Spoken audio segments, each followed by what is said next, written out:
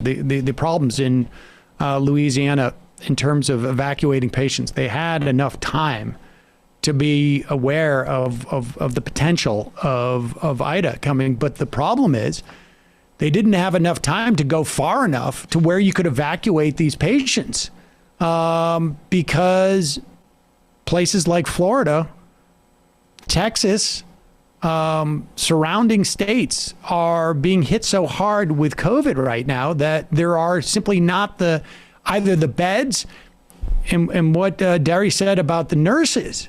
This is the thing that I think people don't fully appreciate in terms of, the human power behind treating all of these COVID patients. Yeah. I mean, the immense exhaustion. Oh, but don't worry, we clapped outside of our windows, Sam. Well, but the point is like people just think capacity when you hear the shorthand of like there's only so many beds in the ICU. The issue is not literally just the beds. It's the manpower. You can get blow up mattresses and you can find a gymnasium. The problem is that nurses are trained. Medical equipment exists. We joke about this, but North Dakota was really playing on that difference. They were saying we have these beds available, but they weren't actually staffed. Well, that's the thing is that, and I don't know. I can't tell if people are ignorant about this or willfully ignorant, but it is not just, it's not like,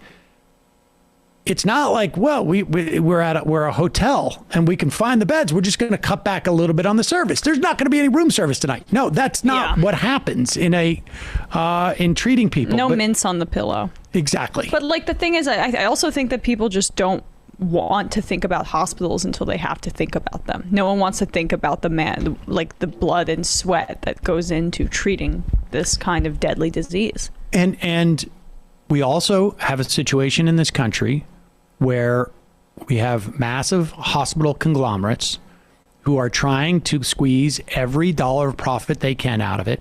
We have cutbacks on public hospitals. They want no slack. And so instead of having proper staffs for hospitals as is, they always understaff by 10, 15% because that's their profit margin. You see it with the nurses in St. Vincent's up in Worcester, but you see it all across the country. And no slack in the system. In fact, the opposite of no slack. I should say the opposite of slack.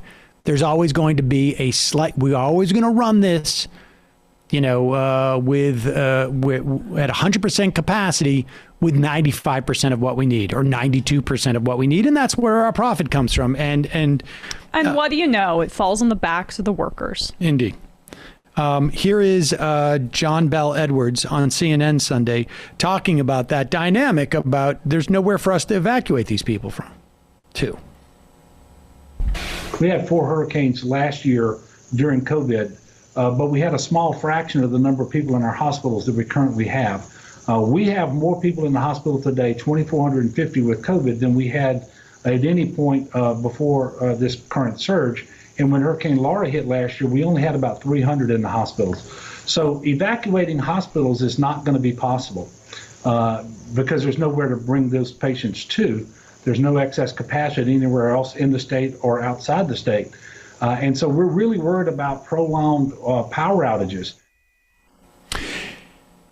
And speaking of the prolonged power outages, you heard Mark Allen Derry talk about the material implications of this, and he said, right now I'm in the city hall. We could have renewable energy. We could have solar panels on our hospitals, and that would provide power in this type of situation. We have an entire city without power. You've got people on dialysis. You've got people on oxygen. And we are right on the verge of a crisis with these people. And simultaneously, we have a big infrastructure bill, multiple ones, in Congress. And these issues are connected. And credit where credit's due. Bill Cassidy, Republican senator from Louisiana, making this point on CNBC.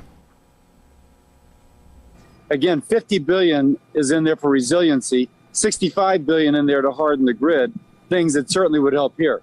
And so now where Republicans are, I don't know yet, but I'm sure hoping that Republicans look around my state, see this damage, and say if there's money for resiliency, money to harden the grid, money to help sewer and water, then maybe this is something we should be for. Well, good luck with that. Exactly. Because the poorest are going to be the people that bear the brunt of what happens in Louisiana and what happens due to the effects of climate change. Like, there is a direct line that can be drawn due to climate change, which is tackled in the reconciliation package that 0 Republicans will ever vote for, to Ida right now. I mean, over the Gulf of Mexico, it's been described as bathwater, and it's been just churning out these tropical storms and intense storms and hurricanes because it's a lot warmer in the Gulf than it's been in years, specifically this summer. And so that's part of what we're seeing here. And, you know, that warming being a little bit abnormal, it's going to be very normal in the coming years. And we better, one, have the hard infrastructure to deal with it, like Cassidy says there, but that's not all we need. We need to tackle the root cause of this, which is climate change. And I don't know, I saw I get some research by the Democrats of their bill suggests that it will cut our carbon emissions by 45% by 2030.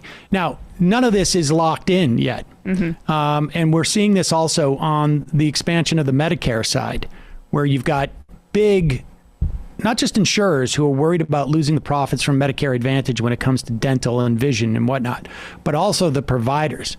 This is, you know, the sort of like, it goes under the radar, but it is the providers who I think are the biggest opponents to expansions of Medicare, whether it's Medicare for all or Medicare for more at this point, because they don't want their rates cut. The same reasons why they are fighting against the expansion of Medicare is also why we know it is the most efficient way to deliver health care, or at least health care payments, because they know they're going to get less money because the buyer of healthcare, the payer of healthcare, the single payer, is going to be savvy enough to know how much they should be paying for each procedure, what the efficacy of these procedures are, et cetera, et cetera.